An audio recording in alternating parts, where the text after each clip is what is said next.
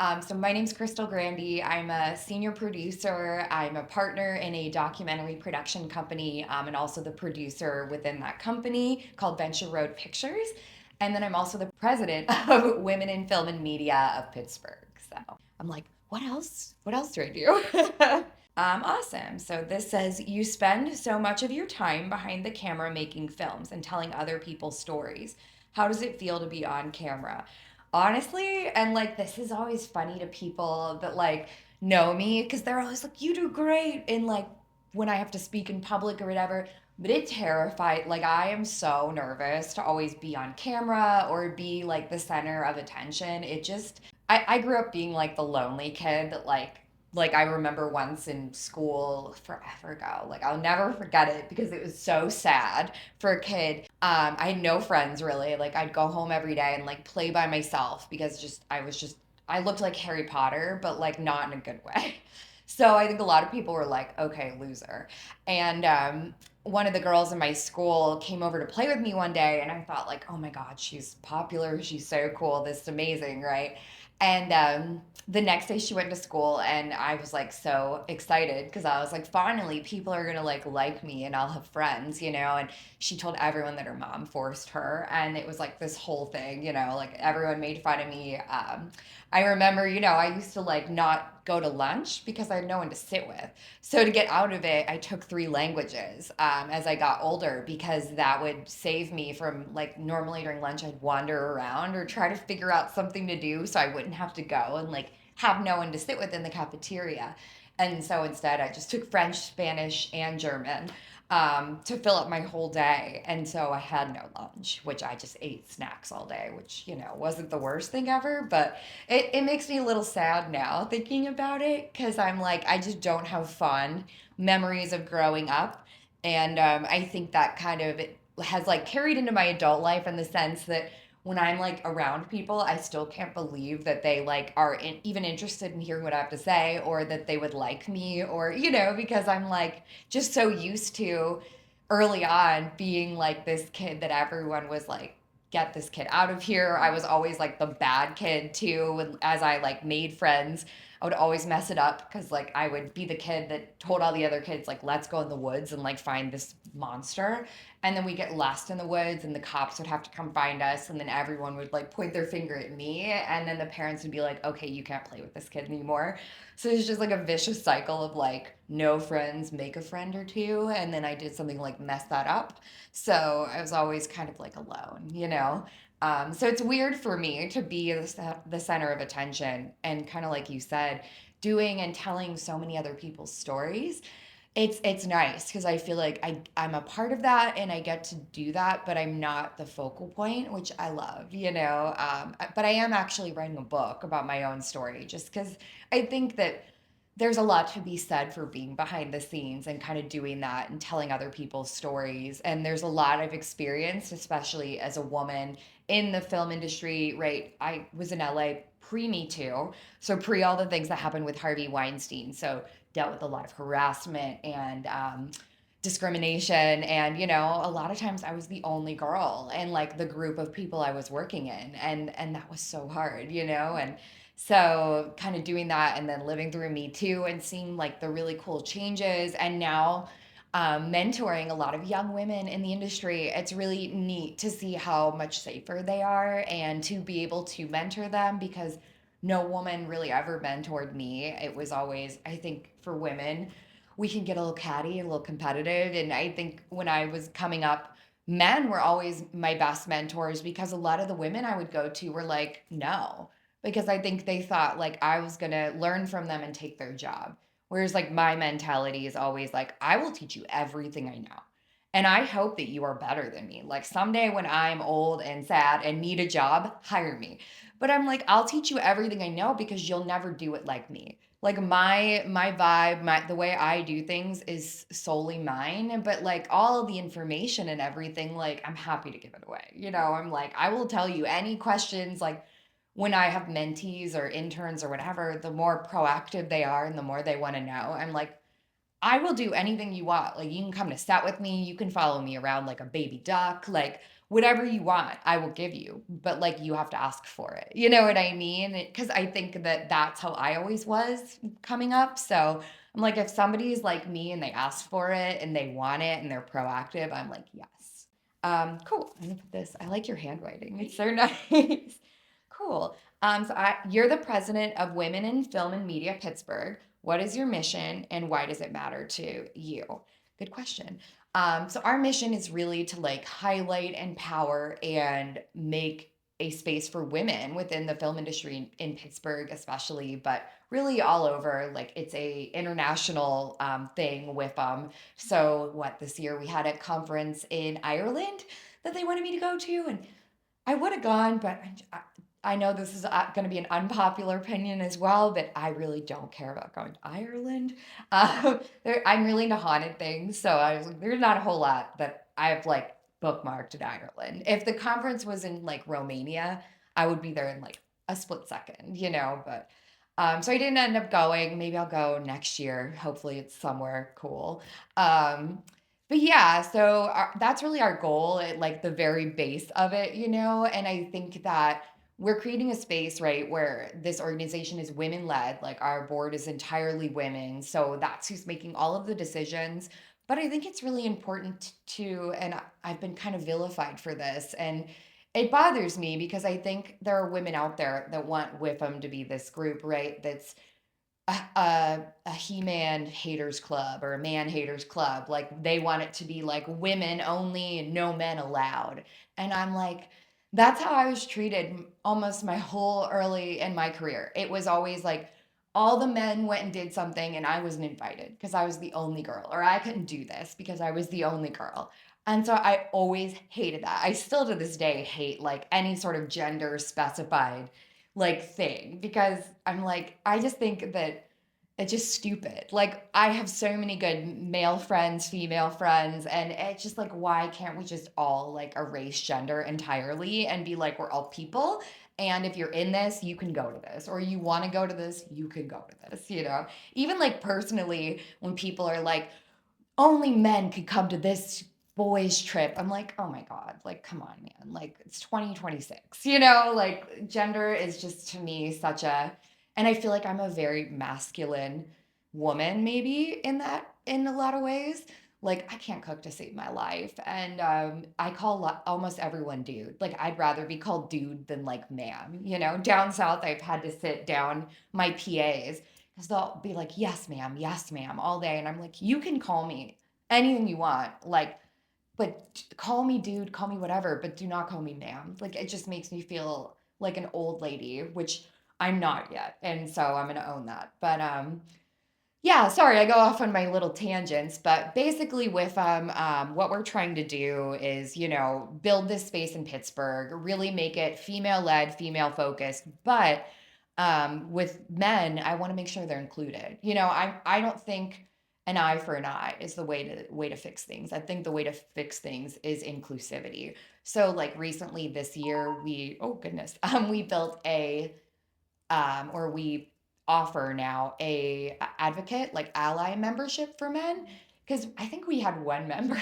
last year that was a male, and a lot of men were like, why would I join with them? Like it's women in film and media and it's just a weird thing to say I'm a member of. So we made this advocate like ally membership to kind of encourage them to be like, we want you, because it's great for them to come and see these female led perspectives, these female heavy perspectives, but it's also good to have their point of view and like teach them and show them and offer them perspectives that they don't necessarily focus on, you know? So that's been a really big thing for us. And then it matters to me because I think coming up, like I had so few female mentors, so little female support professionally. And I always kind of thought girls sucked, honestly, and women sucked. I was like, all the guys are like my dudes, they're my friends, like they've got my back. Women are catty, they're mean, you know, like that was my experience. And then I think as I've gotten older, I've really realized that like I love like having these amazing women who get it, you know, that I can work with professionally, but they also get what it's like to be a woman in the industry because it's definitely different, you know. But my male friends too, like do so much for me as well with their perspective. So I'm kind of glad I have both, but I really wanted to be a part of something that helped women coming up, especially find those mentors, to create a community where there were a lot of like minded professional women that were building each other up and not tearing each other down. Like, I think that is the biggest thing, right? Is like there's enough success for all of us. So let's all like work together and make Pittsburgh this amazing film city with this like amazing group of women who are all cheering for each other and instead of tearing each other down. And there are still those women, around Pittsburgh. And it bums me out because I wish they would like come to our stuff and like lean in, but I mean not everyone will and not everyone's open to that, I guess. But I think it's really important to like encourage that and build that and make it a community and not like a battleground. I will say, I just want to make this point, that I think that that's why women are not running the world right now. Is like we would be running the damn world if we all just came together and agreed to not be catty and shitty and gossipy and tear each other down about our bodies and our looks and whatever and like work together. I think that's what men count on. They're like, they all keep fighting. They'll never rise up and like be president or like take over the world. And we can keep like just messing things up.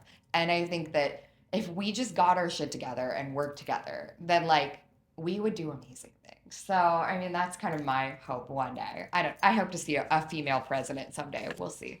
Not just in WIFM, but for all sorts of things. Cool. So I see you put you're also a senior producer at Venture Road Pictures. What kind of stories are you passionate about telling? Good question. So we really like telling like blue collar local Pittsburgh stories. So Beneath the Soul is a short documentary premiering at the Lindsay Theater on March 22nd. Really excited for that. It'll screen on WQED after. And it's about this local cobbler, Swickly Shoe Repair, Mario Ulizzi, and his wife, who kind of run this little shop in Swickly. But it's so much more than a shop. Like it is like a tie to that community. And I love those spaces, like Little Main Street in Swickly, where there are all these local spots and they all are together and there's this community and like this just love for each other and the support. And so Ryan Rust, my partner, and I came together and we did this film, which we did with an amazing crew of people as well. And we're really excited to premiere it. It's our first premiere as like Venture Road Pictures. We started about 8 months ago, and then we're in production on a documentary called On the Rocks, which is based off a book. So we have the rights to that book from the author, Maria, who's phenomenal, and it's about her dad. And he built up this amazing restaurant in McKees Rocks called the Prima Donna. It was like incredible, like celebrities would go there. It was a huge deal. And then he ended up going to prison for tax evasion, this whole thing. Sold the restaurant and the restaurant closed down just because I think like he was really the big success for that restaurant. So he is really a character. And so we've been shooting him and doing a documentary that's based on that book. And then actually on Sunday, we start a new documentary about Rico Lorenzini, who owns Rico's Restaurant, another really amazing Italian guy who's come from nothing, literally from Italy to America, and built this business that the funny part about it is Rico's, no one knows about it, but my family's been going there my whole life. And that's kind of how we found it. We used it as a location for our documentary On the Rocks, and then kind of just further dug in there and ended up working with them on a documentary. And that's really cool because, God, 36 years ago, and yes, you can know my age, I hate when women are like dance around that. Like, you are what you are, like, just own it. And 36 years ago, my mom had her baby shower there when she was pregnant with me. And so it's so funny because there's photos of her pregnant with me, like, and the space looks exactly the same. So I'd like to say I've been eating Rico since I've been in the womb because I literally have. So it's weird that like 36 years ago, I was in that restaurant in my mother's womb, and now I'm producing a documentary about Rico, that I think will be really amazing. So going to record a lot of what he says in Italian too. We're using AI to do like translating, and I think it's going to be really neat, So coming from a family of all steel workers and like military folks, like even the women in my family, I just love telling blue collar stories, like stories that those people think that they go into work and they're not seen and they don't matter, but they do. It's like my parents were postal workers and they are seen and matter and they did so much, for me and my brother. And I think those stories are really important and they often kind of get like shelved because people think it's not interesting or, it's not like this big, crazy thing. But Ryan as well, my partner comes from like a very blue collar family, like steel workers. So I think between both of us, we're really passionate about shedding light on people and spaces that are looked over a little bit. So, and we love Pittsburgh and we both want to like highlight great Pittsburgh people, great Pittsburgh businesses. So that's really been the whole thing with Venture Road. So we're hoping, to continue the momentum, keep shooting, and do more work as time goes on. So we will see. Cool. Um, what's something you've learned about people through producing documentaries that changed you? I don't know necessarily if this is going to be documentaries, right? But so I work in advertising as a producer as well. You do a lot of soul sucking work in advertising, but you do a lot of really cool, great stuff too. And I think it's just the stuff for hemorrhoid wipes and whatnot that's really the soul sucking producing. Um, but maybe the past year, right? I was working at Bruner as a producer before I went to my new current job, and they put me on this project. It's like an Advertising Federation Hall of Fame video for this man named Dave Vissot, right? I've never met Dave ever. Dave took his own life, leaving behind like children and a family and this community that to this day, I think it's been like 10 years, still mourns him.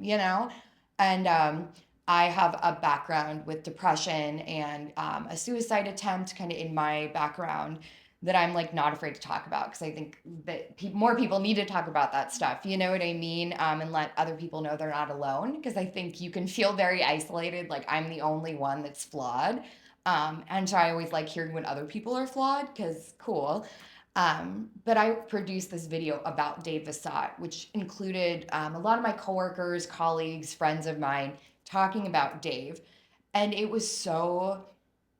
really changed me because watching that and thinking about it from the perspective of someone who survived something like that, remember watching it thinking like this could be my friends and my family like sitting there crying about me, and it really made me realize like how sad it is and how much it affects other people when you do something like that. So I think it really cemented in for me that like, I'm so glad I lived and I'm so glad that I'm here and didn't put the people in my life through that. And just seeing how hard that is, I think, on other people was really changed my thought process. It was really hard for me, but also really good for me, I think, too, So it was really amazing. And it was funny because people were like, you would have loved Dave and you would have gotten along great. And I'm sure we would have, and I would hear all these stories about this man. And I was like, we are so similar, like he was full of life and fire and no one ever thought he would have ever done anything like this, and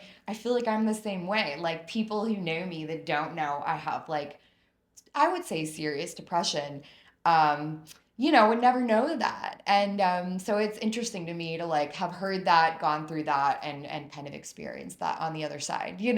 So I would say that is the best example of that. So I'm going to answer this one. If your future self was watching this interview, what would she tell you to stop holding back? Ooh, I feel like I'm like one of those people that like knows answers to things right away, and this is one that I'm like, I don't. I'm gonna take a sip of my dog, and this is that dog coffee company we have in Pittsburgh, their mug, because I love rescue animals. So interesting. I'm gonna look at the question one more time because this one's a stumper. Good questions. I would probably say, like, as I've gotten older and future me would probably look at me and be like, girl, like, own who you are and like just stop being so afraid all the time. Um, I think that like I operate on a very high level of fear and caution all the time. And I think that like older future me would be like do what you're doing, but do it with like a little bit less fear. And I know that no one sees that or knows that but me, but it definitely is something I feel and like contend with all the time. And I think that it would be really cool to not live like that, you know? And like, man, what would it be like to live without anxiety? But then I wonder, like, anxiety is kind of my superpower in a way, right? Like, it makes me on top of things and it makes me care so much. And there are so many good things about it that, like, I don't know, you know, I think that maybe future me would say that. So, but that's a tough question. So thanks for asking that. I'm like, I don't know, future me. I like can't even think that I will live until like tomorrow. So I try to be very in the moment now. I think too with having like death scares and surgeries and all those things, right? You start to think like I had like a scare with like a thing in my lungs a couple years ago, and I thought it might be lung cancer, and I thought I was gonna die tomorrow. And I'm actually really thankful for it, right? For the way something like that wakes you up. Like before that, I was kind of sleepwalking through a lot of things in everyday life, and now it's like, you know, this morning I got in my car to come here and the windshield was frozen over, but there were the most beautiful little ice like snowflakes on my windshield. And to just stop and notice that, or like when it's raining, stop and feel the rain on your face, you know? I drive by cemeteries and I'm like, I wonder if they feel the cold of the snow. And then I try to remind myself that, like, feel it now, because like when you're 10 feet under, you probably won't, you know? So like take a minute to stop and appreciate those things. And because you just don't know, you know, like I walk out this door and get hit by like a bus. I feel like Pittsburgh buses have been hitting a lot of people lately, so that wouldn't be a shocker. But yeah, so I try to very much so live in the now. So it's weird for me to think of like future me, because I'm like, I am thinking about Krystle on Friday the 13th me, you know, and that's it. Um, cool. Aside from your work life, what are you learning to love about yourself? Oh, that's a tough one too, because I feel like we were talking about earlier, being so passionate and loving your work. It's really hard for me to separate like who I am as a person without being a producer. And I almost like that. Maybe that makes me a little bit of a psychopath, but whatever. I mean, I'd rather be crazy than boring. That's for sure. So, but I think that I'm learning to love that, like, I think for a long time, I just wanted to be, right, who everyone else wanted me to be, to like fit in, to be, you know, years ago I was married and now I'm divorced. And I feel like, you know, I got with my ex husband and he was very like proper and conservative and this, like, not at all like me. And I, you know, was like shopping at Brooks Brothers and like wearing shirts with like polo shirts coming out from them and that sort of thing. And it just wasn't who I was. And I look at those pictures of me and I'm like, my God, like who was that person?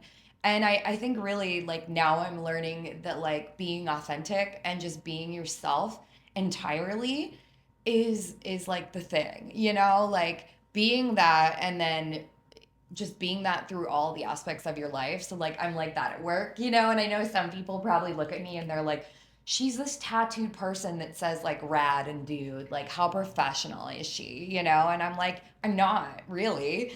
At the end of the day, but like I'll get the job done, I'll do it well, we'll have a great time, and like I'll, you know, have a good attitude and about it and be kind. And if somebody doesn't like that, then like they're not for me, you know? I'm like, I don't want that job. And same with like friends, you know, I would say I have like a very small group of close friends that know a lot about me. And then like maybe a group of more surfacey friends, which are great too.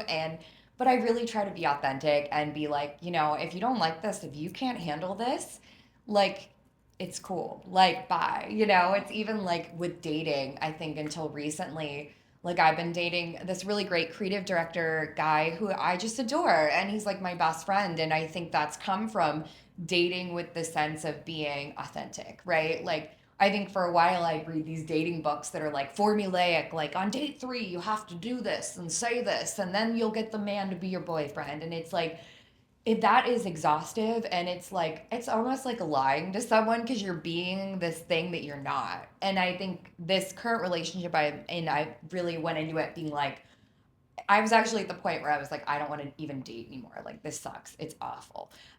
Don't do it, you know.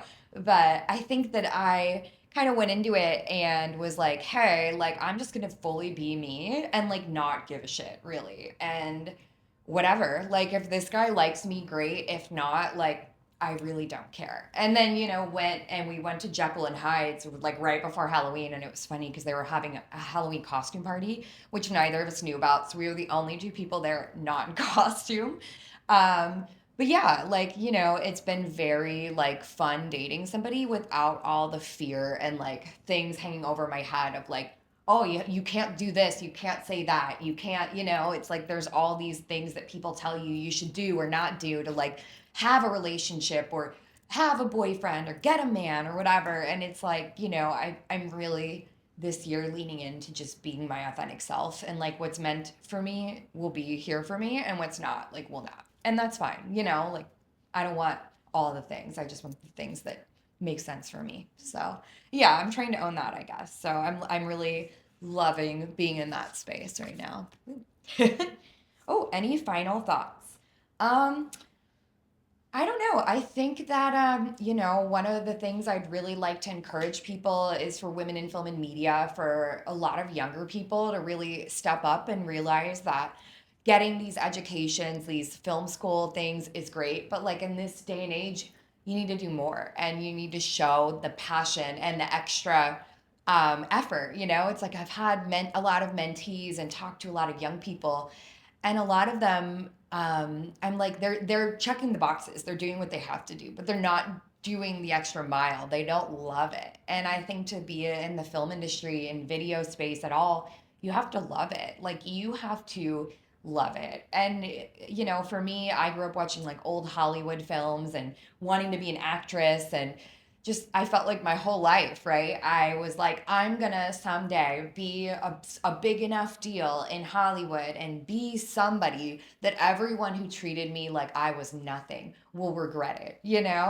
And it makes me a little sad, but I still feel like deep down, like there's a piece of me that gets a little bit of satisfaction out of that. Like when I see people from my high school and they're like, oh my God, like I forgive, but I don't forget. So in my brain, I'm seeing like them at like 15, like making fun of me and like, like throwing a note at me that says like terrible crap about me. So it does feel a little good to be like, sorry, you're trapped in like the North Hills with 8 kids and a husband you hate and like you drink all day. Like, but I don't know. I just think it's important for people to do things with passion. And that's kind of like where I've always been. And I kind of said to you before, it's like I'd rather be crazy than boring. Like I'd rather burn on fire and like just be this crazy person that like goes out in flames than like to just live through life and just be like meh,